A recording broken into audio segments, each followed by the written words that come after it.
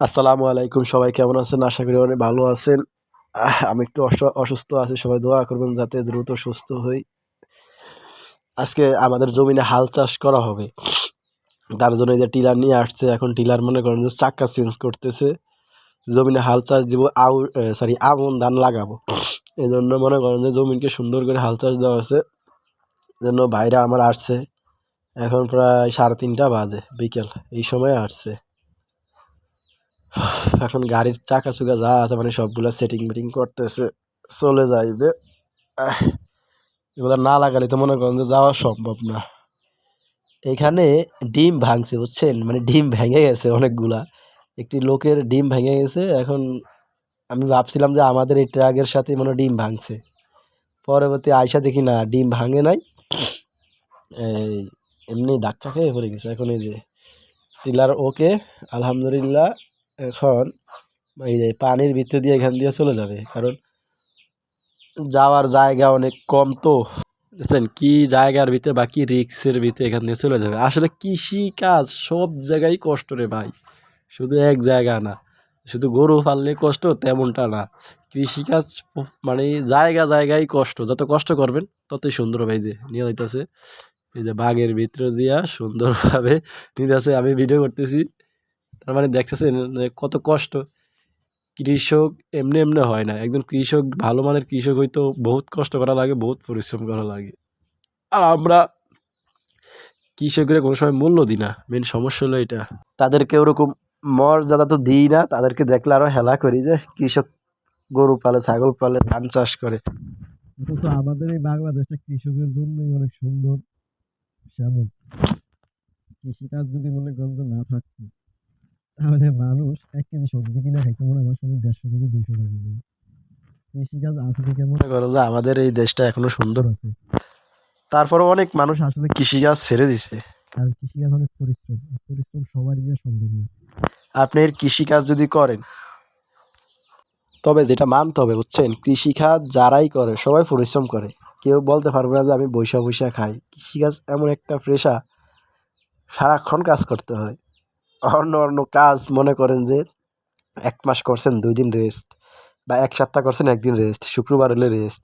কিন্তু ভাই কৃষিকাজে কোনো রেস্ট নাই। কারণ কাজ যখন থাকবে আপনার হাতে, তখন আপনারই মনে করেন যে মন টানবে, আরে আজকে এই কাজটা হয়ে গেছে, কাজটা করলাম না।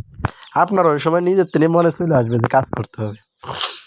যাক, যে কথা শোনেন তাই শুনলে শোনেন, না শুনলে কিছু করার নাই। তবে কৃষিকাজ যে পরিশ্রম, এইটা আমি 2 মাসে বুঝছি বাসা আইসা। এখন এই যে জমি নিয়ে যাচ্ছে, অন্য জনের ভাই ধান লাগাইছে, তারা জায়গা রাখে দিছে, আমার কাকা জায়গা রাখে দিছে। আমরা এখানে গাড়ি দিয়ে নামানো তো, তার জন্য এই যে ওই যে আমরা বুঝাইছি সারা এটা গেঞ্জি করা ওখানে মোটামুটি কিছু ঘর আছে, ঘর বাঁচতেছে। এগুলোর আই নাই জমি যা আছে সব আমি কাটছি একে একে। এখন শুধু হাল চাষ দেবে, এখানে তারপরে মনে করেন যে 2-3 দিন পরে তারপর ধান লাগানো শুরু হবে। মনে করেন মনে করেন যে আসলে ধান লাগানো শুরু করবে, আবার কেউ লাগাইছে আমরা উঁচু জমি তো, তার জন্য পানি থাকে না, এই সমস্ত জমি পানি বেশি থাকে না, এই জন্য মনে করেন যে আগে ভাগেই মনে করেন যে হাল চাষ দিয়ে লইতেছি, কারণ যাতে পানিটা থাকে। পানি থাকতে থাকতে মনে করেন যে ধান লাগাইলে রোয়াটা আরো অনেক সুন্দর হবে। আমাদের বোলার বাসা যেমন আমরা করি রোয়াটা অনেক সুন্দর থাকবে। এই জন্য তাড়াতাড়ি একটু করতেছি। আরো আমি আছি তো এবার বাসায়। এই যে আমার আব্বু দেখেন ভাই কি পরিশ্রম করে, আল্লাহ ওনারে বাঁচায় রাখুক, আরো হায়াত দেখ। সেই ছোটকাল থেকে পরিশ্রম করে আমার আব্বু। একবার যেটা সত্যিই কথা, আমি এই ছোটকাল থেকে দেখতেছি আব্বুরও পরিশ্রম করে। তবে এখন আমি বলি যে ওনার পরিশ্রম করা লাগবে না। উনি যদি বলে যে না আমি আর পরিশ্রম করবো না, যাক মাশাআল্লাহ, আলহামদুলিল্লাহ, আমি ঢাকায় চলে যাব চাকরিতে, উনি শুধু বসবে আর খাইবে আর নামাজ পড়বে, সেটা সে রাজি না। দেখেন আমাদের বিলে এখন অনেক ধান আছে, এগুলা এখনো আউশ ধান এখনো আসে নাই, সবার লাস্টে করছে তো। এই যে এগুলো ধান কত সুন্দর সুন্দর, এগুলো অফিসে ধান সরকারিভাবে দিছিল। আমাদেরও এইসব ধান আছে, কিন্তু আমরা অন্য বিলে করছি, এই বিলে করি না। এই ধানগুলা দেখাবো, সেই ধানগুলো মনে করেন পাইকে আইছে, সেগুলো কাটবো কিছুদিনের মধ্যে, ওগুলো কাটবো। আগে দিছে একটা, এখন দিতেছে আরেকটা, মানে এটাই লাস্ট, আর দিব না। আর ওনাদের মানে যে হাল চাষ করে, যে ওনাদের হাল চাষটা অনেক ভালো। এই জন্য আমরা ওনাদেরকে নিয়ে আসি বারবার, অনেক দূর থেকে নিয়ে আসি। কারণ জমিতে যদি ভালো মতো যদি আপনি হাল চাষ না দেন তাহলে ফসল ততটা সুন্দর হবে না, যেটা আমার মনে হয়। এই জন্য আমরা এটাতে 4টা চাষ দিছি। প্রথম দুইটা দিছি বন, মানে বন ফসাল লাগিয়া। এখন দেন বন টন সব পচে গেছে। এখন আবার 2টা দিতাছি পুরা একবারে সব সাদা হয়ে যাইব। কারণ যারা বাড়া জমিন রয় তাদের জমিতে অনেক পরিমাণ বন থাকে, যা বাঁচতে বাঁচতে মনে করেন যে আর মন চায় না যে জমিটা বাচ্চা দিই। এই যে মাটি আর অনেক সুন্দরভাবে উঠাইছে, আর ওনাদের চাষ অনেক ভালো লাগে। এই জন্য তো বললাম যে আব্বু নিয়ে আসে। এই জন্য বলি ভাই, কৃষি কাজে মানে প্রত্যেকটা সেক্টরে কষ্ট।